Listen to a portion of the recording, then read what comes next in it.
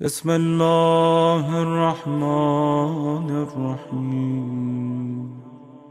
کہ اللہ کے حبیب مسجد نبوی کے اندر تشریف فرما اور مسجد نبوی میں آپ کے اصحاب بھی آپ کے ساتھ بیٹھے ہوئے کہ ایسے میں ایک شخص مسجد میں داخل ہوا، بڑا وجیح، بڑا خوبصورت، خوب قامت، سفید بالوں کے اعتبار سے بزرگی نمایاں تھی، اور اس کی ایسی ہیبت یا رعب الہیہ تھا کہ لوگ اصحاب اس کو جگہ دیتے چلے گئے، اور وہ سب کے مجمع سے نکل کر بالکل پیغمبر کے سامنے آ کے بیٹھ گیا۔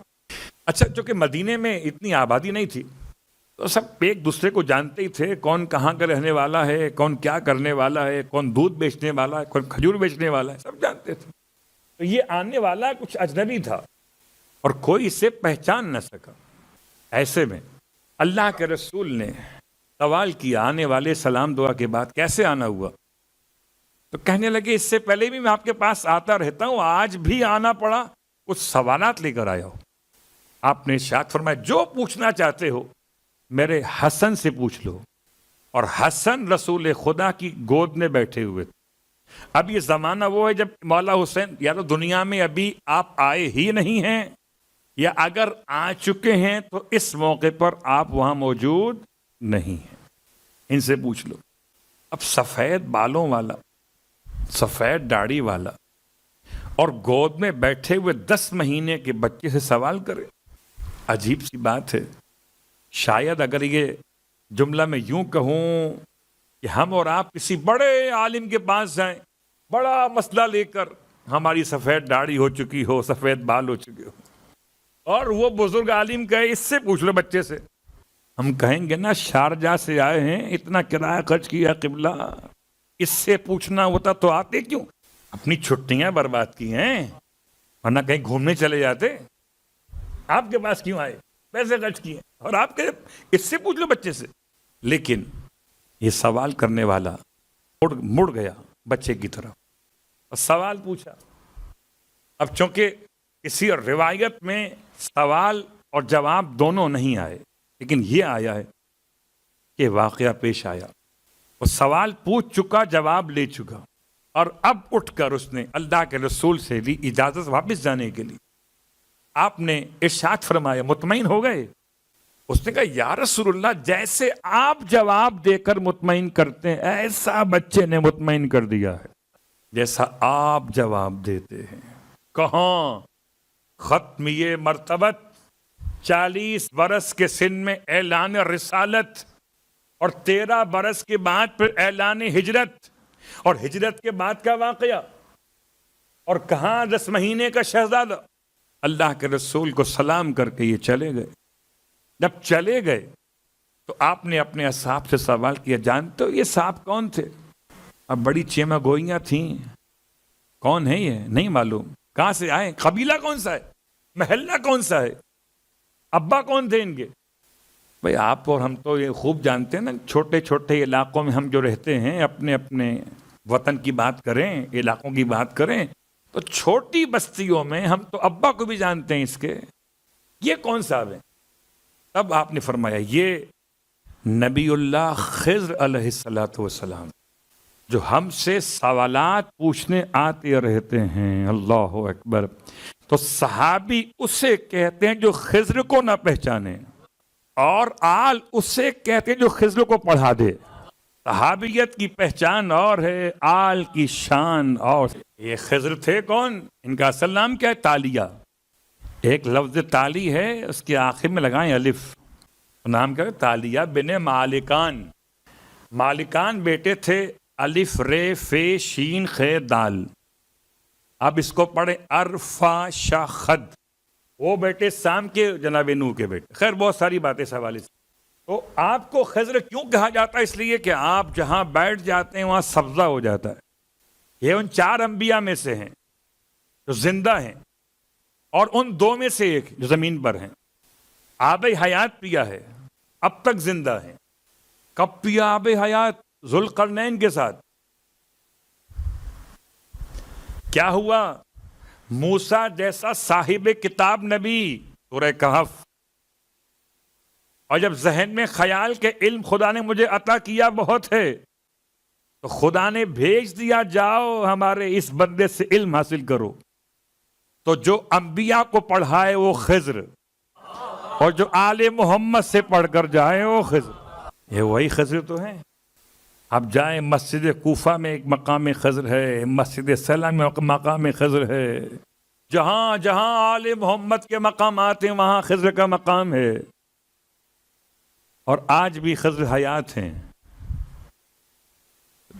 آپ کے بچپن کے واقعات، کوئی در حسن سے خالی ہاتھ نہ گیا. اب آئیے آپ نے اپنے کچھ کلمات مقدسہ میں کچھ تعارف کرایا ہے، میں چاہتا ہوں آپ کی خدمت میں پیش کروں. کتاب بحر الانوار سے روایت پڑھ رہا ہوں.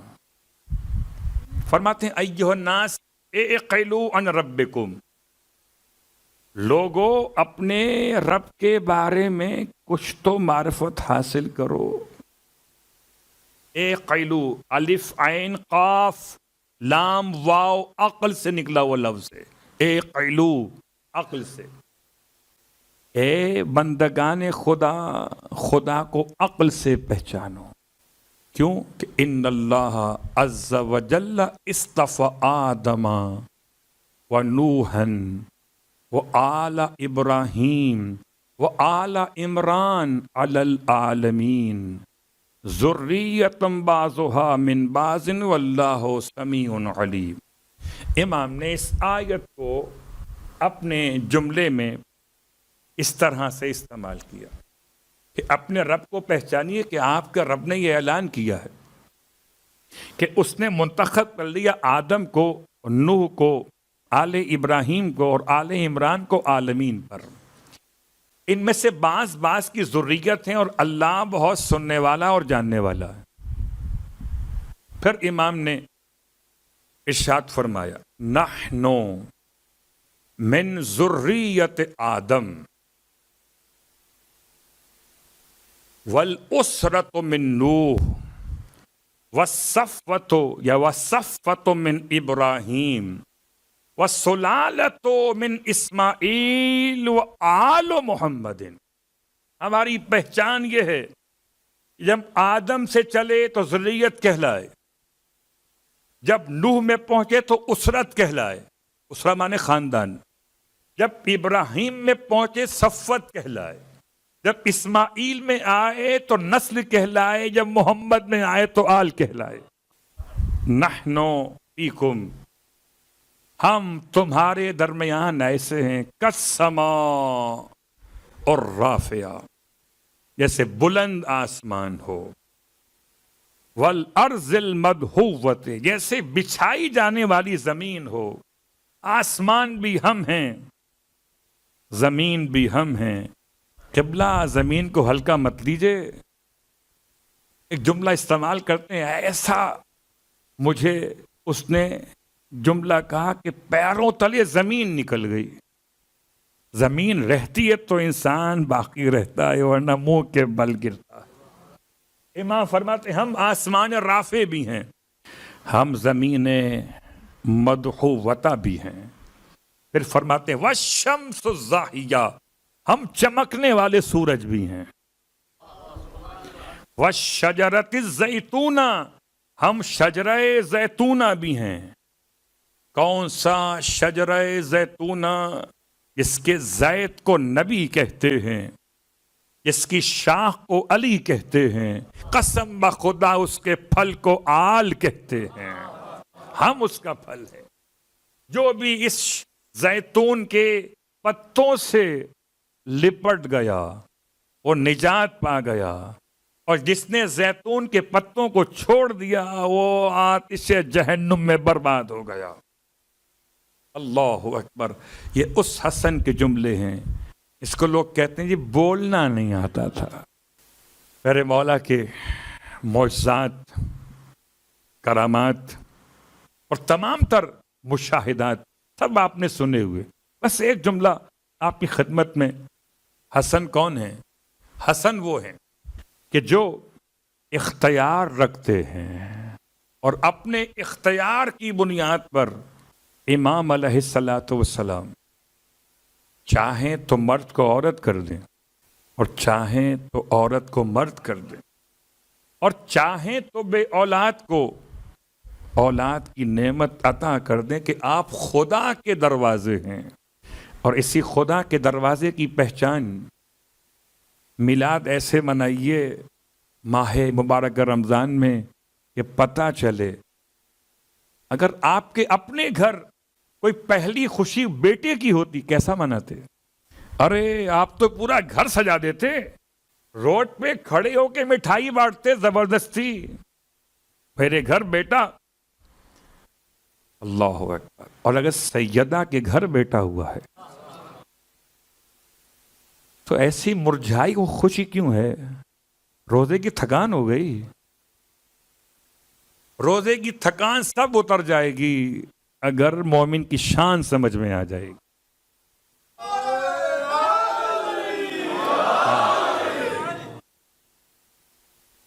تو یہ حق, تو یہ میلاد ایسے منانا چاہیے جیسے میلاد کا حق ہے. یاد رکھیے ہر مہینے کی 4 تاریخ مولا حسن کی مخصوص تاریخ ہے. سورج نکلنے کے بعد سے لے کر جو ایک سرخی ہوتی ہے اس کے ختم ہونے تک کا وقت امام حسن کا وقت ہے. یہ روز کی دوسری گھڑی ہے. پہلی گھڑی مولا علی کے نام سے ہے, دوسری گھڑی مولا حسن مجتبیٰ کے نام سے, ساعت اول ساعت دوم. مہینے کی 4 تاریخ اور 118 آپ کے اس میں گرامی کے اعداد ہیں.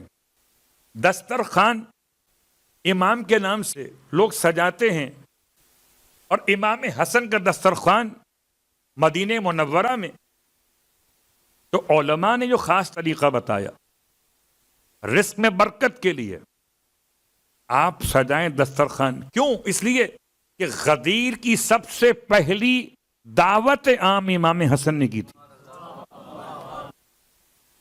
اور امام حسن کے دسترخوان سے کوئی خالی بھوکا پیٹ, خالی ہاتھ بھوکا پیٹ نہیں گیا.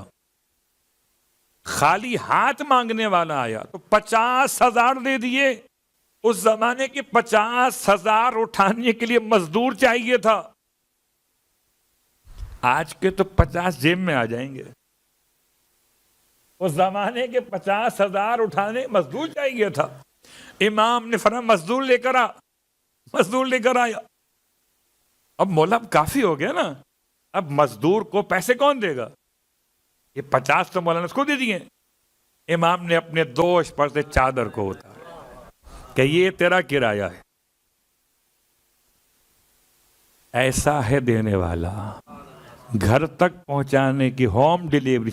اور کیا میرے مولا کے شرائط سلوک میں, بس میں آخری جملہ مکمل کر رہا ہوں تاکہ بات وہاں تک پہنچ جائے. 5 ہیں, اب سب کو یاد ہونی چاہیے. یاد اگر نہیں ہے تو یاد کر لیں, امام آنے والے ہیں اور ایسی کلاس ہوگی کہ ہم سب کی کلاس ٹھیک ہو جائے گی. پھر جو ادھر نکل گئے, جو ادھر نکل گئے, جو ادھر نکل گئے, سب ٹھیک ہو جائیں گے کہ آنے والا کلاس دے گا سب کی. تو اب 5 شرائط سلو کی ہیں اور سلو پیغام ہے. یہ سلو نہیں ہے, سیز فائر ہے.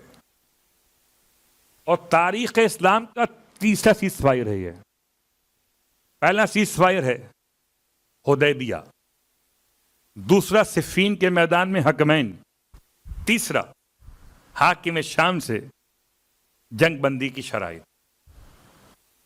اور سیز فائر کی کیا اہمیت ہے وہ آپ جانتے ہیں آج کے, خاص طور سے کل کے سلامتی کونسل کے اجلاس کے حوالے سے.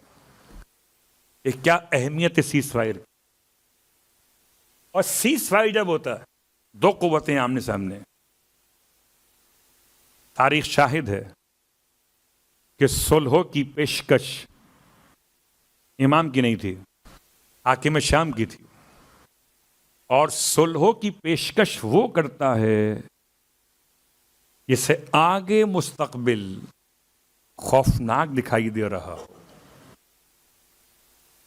پچھلا سیز فائر بھی وہیں سے ہوا تھا کہ پتھروں کو جزدان میں لپیٹ کر نیزوں پہ اٹھایا تھا کہ یہ قرآن بیچ میں آ گیا. یہ سیز فائر کا اسٹائل تھا. اب اسٹائل کیا ہے؟ کاغذ بھیج دیا، قلم بھیج دیا. حسن نے وہی کیا جو علی نے کیا تھا.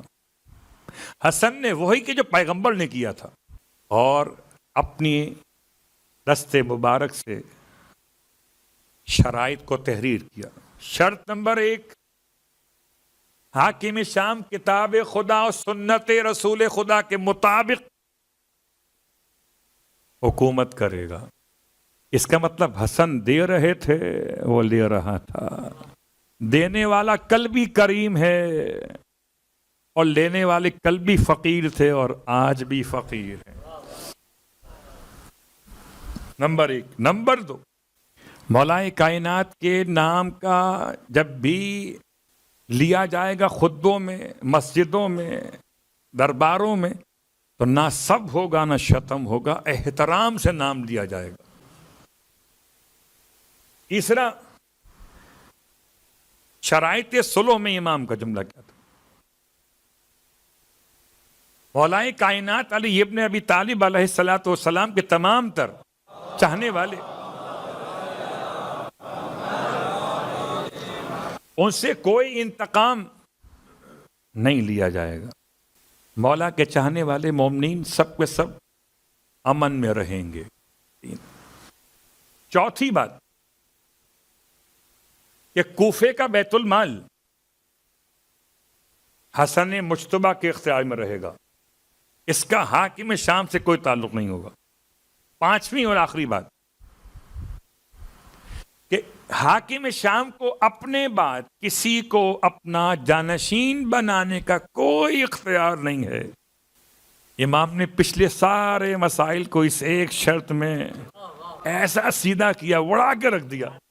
آج کل پاکستان میں جملے استعمال، اڑا کے رکھ دیا. کیا ججمنٹ دی جج صاحب نے؟ شاید خواب میں. اڑا کے رکھ دیا. کیا فرمایا مولا نے؟ کہ حاکم شام کے مرنے کے بعد یہ اختیار حاکم شام کا نہیں ہے کہ شورا بنائے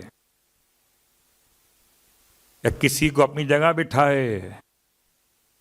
یہ گھڑی تھوڑی سی آگے ہے. صلوات پڑھے محمد و آل محمد.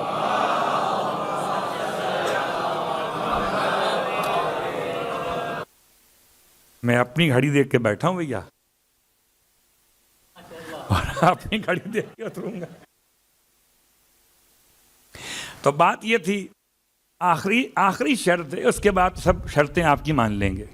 آخری شرط یہ تھی کہ حاکم شام اپنے بعد کسی کو بھی اپنا جانشین نہیں بنائے گا. پھر کیا ہوگا؟ یہ کہاں جائے گی حکومت؟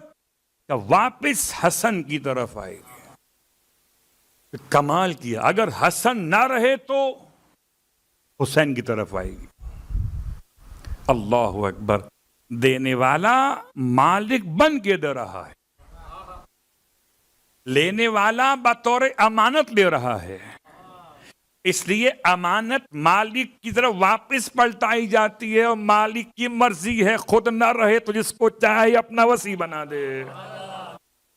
بس پروردگار کی بارگاہ میں التجا کیجئے کہ الہی و سیدی و مولائی امام حسن مجتبیٰ وسیلہ بنتے کس کام کے لیے؟ کس کام کے لیے؟